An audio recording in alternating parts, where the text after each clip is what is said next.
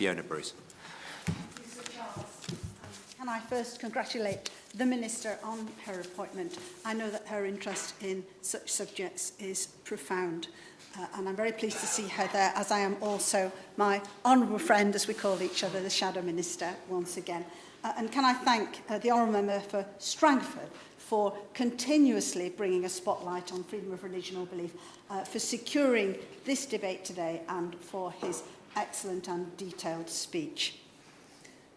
It is deeply concerning that in the 21st century, the rights to freedom of religion, belief and expression are still severely limited in many Commonwealth countries, and that all too often blasphemy laws are used to silence people who hold minority views. Now, I'm going to focus on the use of death penalty policy in the Commonwealth.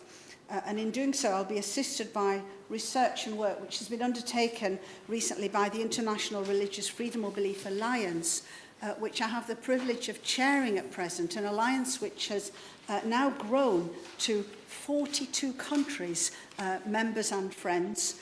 And we will shortly be issuing a statement on blasphemy and related offences, and making calls to action later this month across the world. Research in Australia by Monash University has examined 12 countries identified as retaining the death penalty as a lawful possibility for offences against religion. And apart from Nigeria and Pakistan, which I want to focus my remarks on today, being the two most concerning Commonwealth examples, these countries also include Afghanistan, Brunei, Iran, Maldives, Mauritania, Qatar, Saudi Arabia, Somalia, United Emirates and Yemen. It's worth mentioning that of the 12 countries I have mentioned, 11 have established Islam as a state religion. Nigeria has no state religion, the 12th country, but the 12 Nigerian states in which blasphemy is punishable by death operate a Sharia law system in parallel to secular courts. In all 12 countries, Sharia is cited as the basis on which the death penalty is prescribed for offences against religion, regardless of whether or not that penalty has been subsequently codified. We therefore have an issue which is more an issue of policy and legislation, but have an issue of religion, rather, and this needs advocacy at different levels, including within Islam. And so to Nigeria. Just a few short examples. Yahya Sharif Aminu was a Sufi Islamic gospel musician from Kano State. He was accused of blasphemy by sending audio messages on WhatsApp in 2020.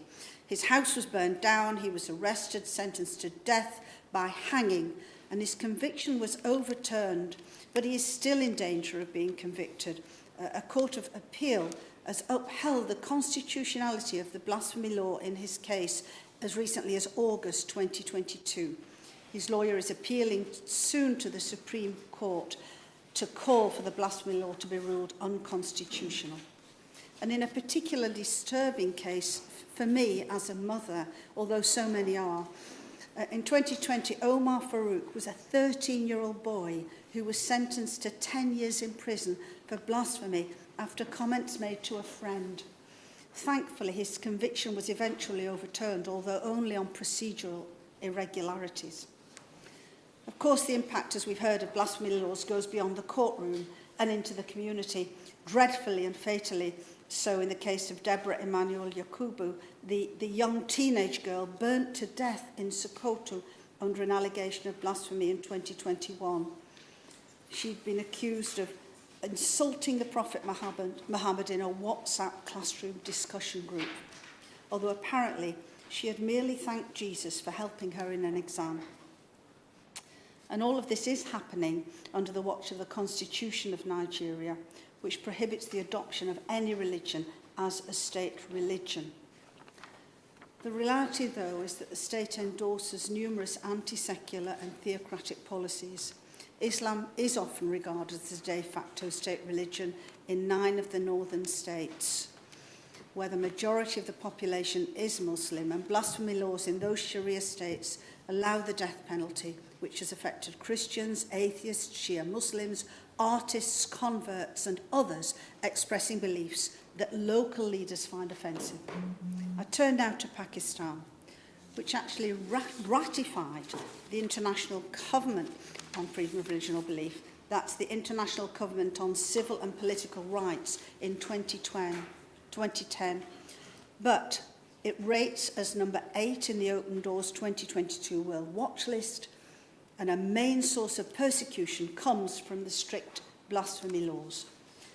Even though freedom of speech is guaranteed under the Pakistani constitution, it is limited by law and considerations of national security and also by the interest of the glory of Islam. And Pakistan's strict blasphemy laws have been in place in their present form since 1986, punishing blasphemy with death or life imprisonment for, quote, deliberately or maliciously outraging the religious feelings of any class or the citizens of Pakistan, either spoken or written. And over the past 30 years, nearly 2,000 people have been accused under the blasphemy laws. Yet Amnesty estimate that most examples are based on false premises and lack evidence. And although the most severe punishment of execution hasn't been used in Pakistan to the knowledge of the international community, it is acknowledged that the laws have been used to sentence people to death, incite harassment and violence against those accused under the law. In a judgment released by the Pakistani Supreme Court recently, the judges took note of, quote, how many a time false allegations are levelled to settle personal scores and cases are also registered for mischievous purposes or on account of ulterior motives. And I won't go into too much detail of some of the more high-profile cases. Suffice to say, I was deeply saddened last year to hear of the case of Shakufta and Shafqat, a couple who were on death row for 7 years for making allegedly blasphemous text messages. Eventually, their sentence was overturned in June last year when it was found that neither of them could read or write.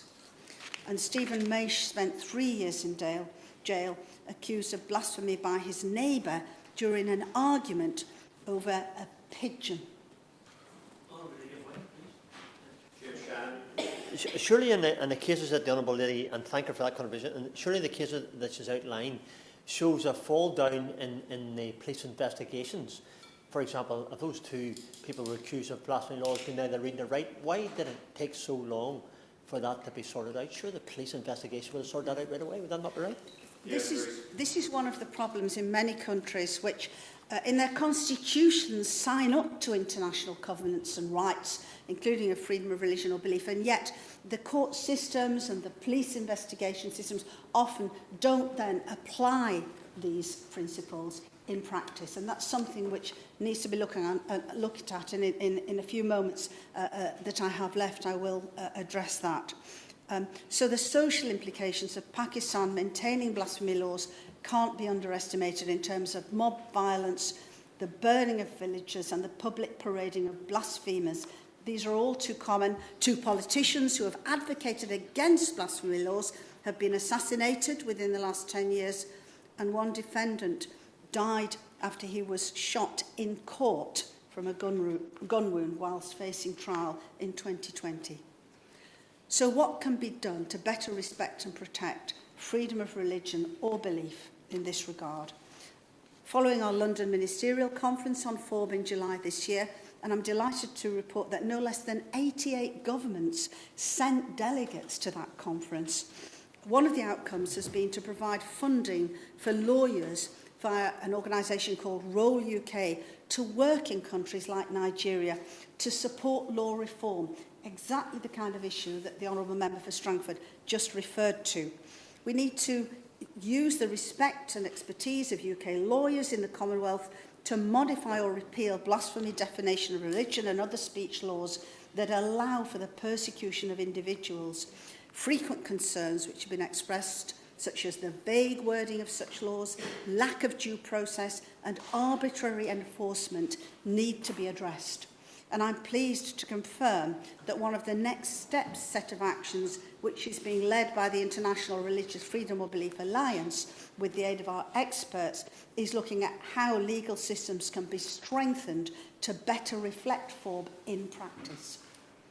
UK government ministers should use every opportunity, including on in-country visits, to raise FORB concerns with their counterparts, including ones raised in this debate today. What assurance can the Minister give me regarding this? We should appeal to countries like Nigeria and Pakistan to enact strong safeguards to ensure that individuals who take Sharia blasphemy laws into their own hands are punished under law. This is a human rights issue.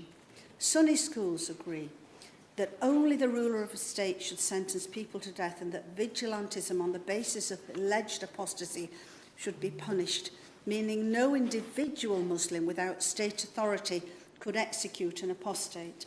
This is of relevance to Pakistan, where there is widespread violence at community level. Careful advocacy supporting many contemporary Islamic scholars' position, as articulated by the retired Chief Justice of Pakistan, S.A. Rahman, quote the following, and these are his words. The position that emerges after a survey of the relevant verses of the Quran may be summed up by saying that not only is there no punishment for apostasy provided in the book, but that the word of God clearly envisages the natural death of the apostate. He will be punished only in the hereafter. End of quote. In closing, we need to urge Commonwealth countries to uphold and fiercely protect the rights of individuals to a fair trial and to ensure due process. Often the emotion of a crowd of accusers has expedited trials to the detriment of the court, firmly establishing the facts. Again, careful advocacy, locally led with the support of international LGOs, can make an impact, and we should thank the tireless advocacy of organisations like ADF, CSW, Open Doors, CAN and Amnesty. We should join with these NGOs calling for the release of individuals facing the death penalty, and with the report of the UN Secretary-General on the 13th of August 2020 calling for a moratorium on the application of the death penalty for non-violent conduct such as apostasy and blasphemy, in line with the international agreement of the International Covenant on Civil and Political Rights, which so many countries have signed up to, including Nigeria and Pakistan. I look forward to the Minister's response.